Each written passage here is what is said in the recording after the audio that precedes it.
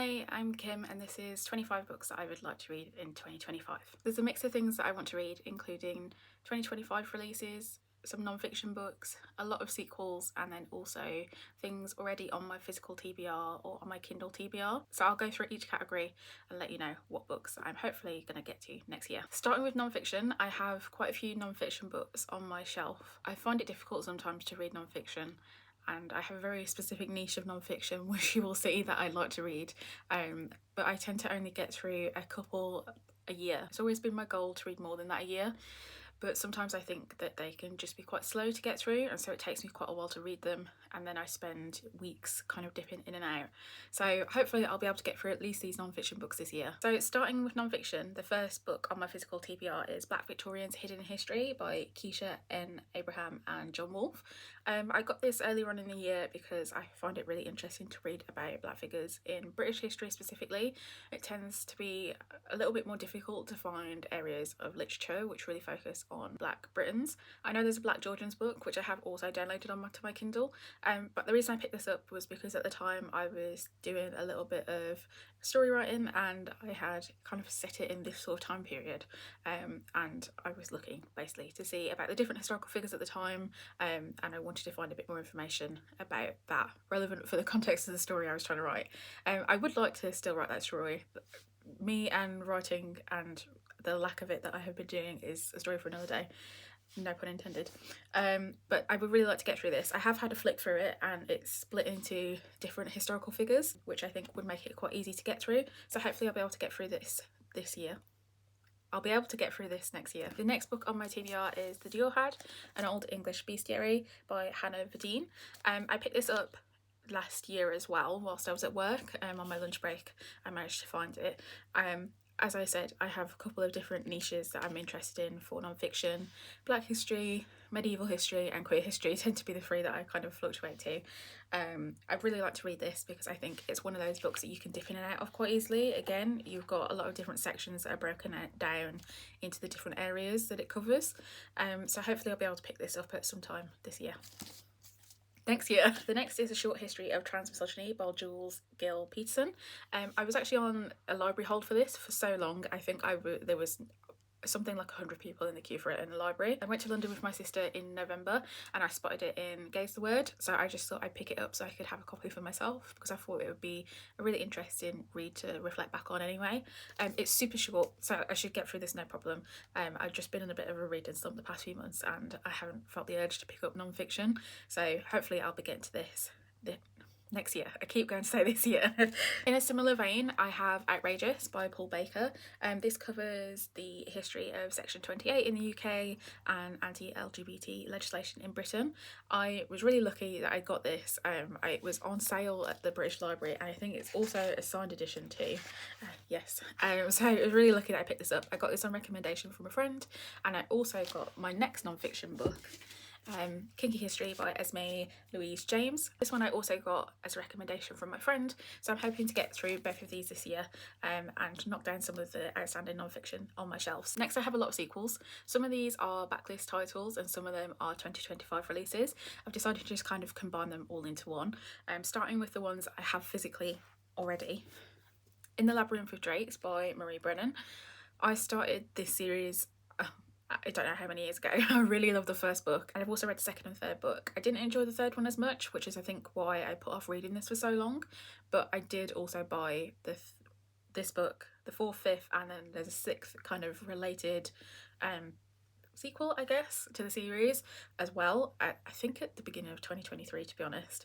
So it's been long overdue that I've tried and read this, and I did have it on my list of books I wanted to read last year and I just never ended up doing it. So I'm really hoping to get through this book this year because then at least I'm one book closer to finishing the series. Another book I'd really like to read this year is The Bone Ship's Wake by R.J. Barker. I read the first book in this series last year and I read the second I think in August or sometime in the summer in 2024.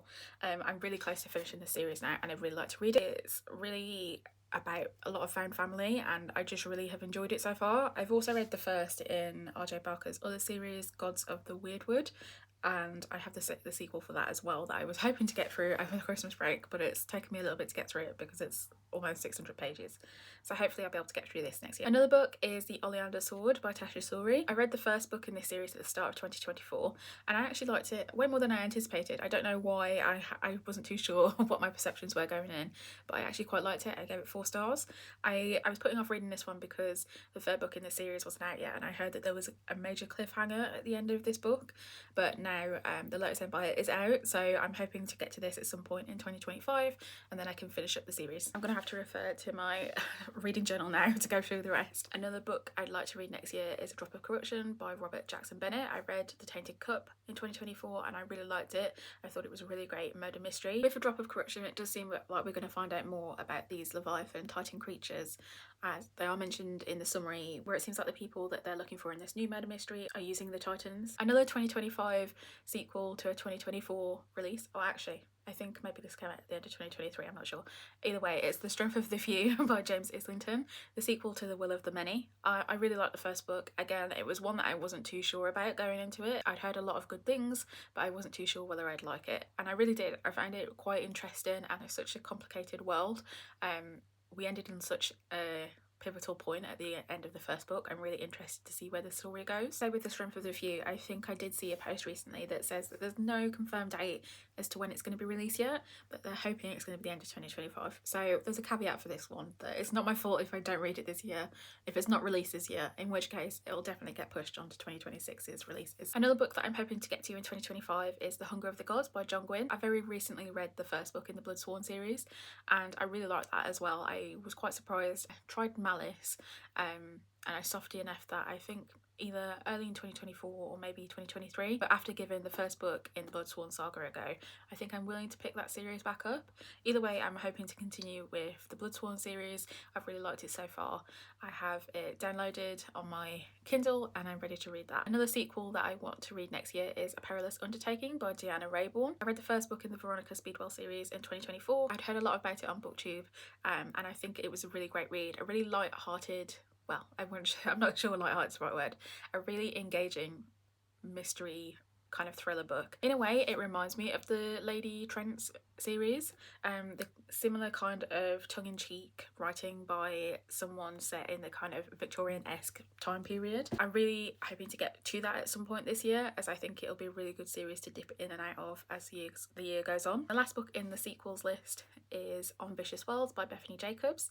This is the sequel to These Burning Stars. I read that also this year. I really liked it. I gave it 5 stars, so I'm hoping to get to the sequel. I also have that downloaded on my Kindle ready to go, so hopefully I get to that at some point this year. In terms of backlist books and books that I already have either physically on my Kindle or books that released prior to 2025, the first one on my list is The Gilda Stories by Joel Gomez.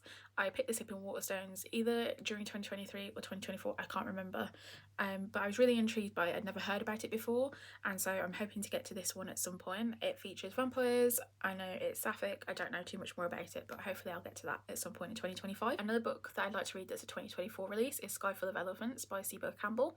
I've heard a couple of good things about this as well. I went to Waterstones the other day. Unfortunately, the Waterstones I went to didn't have it in stock, so I'm hoping to pick that up at some point in the next couple of weeks. Another book on my list is Babel by R.F. Kuang.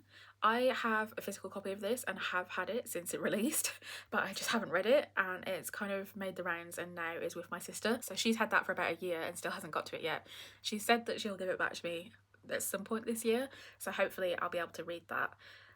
It's one of those ones which I think everyone has spoken about and I've heard really good reviews for. It'll be my first of her books. I haven't read Yellowface and I haven't read the Poppy War series, although I did start the Poppy War series, at least the first book, a good few years ago now. So hopefully I can finally check that off my list because it's been sat on my shelf for a long time. Next backlist that I'd like to read is Sorcery by Terry Pratchett. I started the Discworld series in 2023 and I really liked it. I think it's a really good series to dip in and out of. I'm reading it chronologically instead of in the different eras or the different series within the series. So Sorcery is the next book that I need to read. I haven't read any of the Discworld books since really early in 2024. I was reading them on Libby, but for some reason they seem to have taken them all off, which is really unfortunate. So I need to go and hunt down Sorcery, which I'll probably get on Kindle. So hopefully I'll get to that in 2025 and then I can continue reading through Discworld. I know Sorcery, I think, is book 5, so I'm only a couple of books away from Guards Guards, which is, you know, one of the most popular books in Discworld.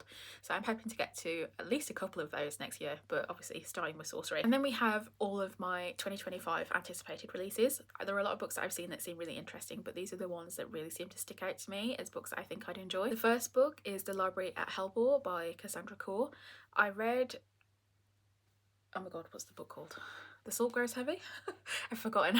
I read that in 2023 and I quite liked it. I gave it 4 stars, and then this year I read The Dead Take the A Train, which was co-written with Richard Kadri, which I really loved. I gave it 5 stars. It's definitely a unique one, very gritty and a little bit dislikable main characters, but it has my favourite kind of trope, which is supernatural normal workplaces, if that makes sense, the kind of corporate supernatural world, and I really loved it. I gave it 5 stars, like I said. The Library at Helbor seems like it's going to be quite aligned with Cassandra Khor's previous work. From the description it says that it's a deeply dark academia novel with world eaters and apocalypse makers, and involves sacrifice. So it feels quite aligned with all the previous works that I've read, and so I'm looking forward to reading that one. Next book on my list is The Buffalo Hunter Hunter by Stephen Graham Jones.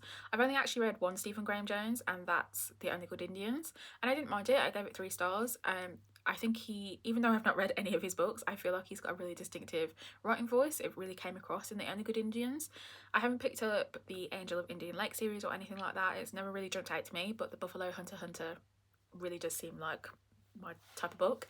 So I actually have pre-ordered that and The Library at Helbor. They're the only 2 pre-orders that I've done so far, and so hopefully I'll be able to get to that when it releases. You'll have to forgive me for referring to my phone for this one because I couldn't tell you the title off the top of my head. But the next book on my list is I Got Abducted by Aliens and Now I'm Trapped in a Rom-Com by Kimberly Lemming.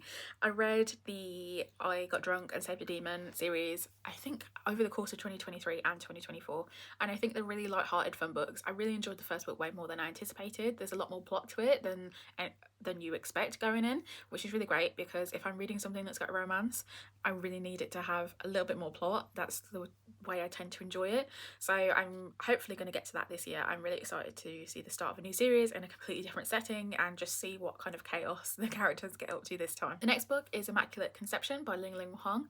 I read Natural Beauty at the beginning of 2024 and I really liked it. I thought it was really great writing. I'm really intrigued to see what will happen in this one. The next book is The Starving States by Caitlin Starling. This one seems to fit my kind of medieval historical niche mixed with a lot of supernatural horror elements. Seems like it's going to be really interesting. Then another book that kind of has that supernatural workplace feel is Direct Descendant by Tanya Huff. The main thing that drew me to this one is in fact the cover because it's got some sort of tentacles on there.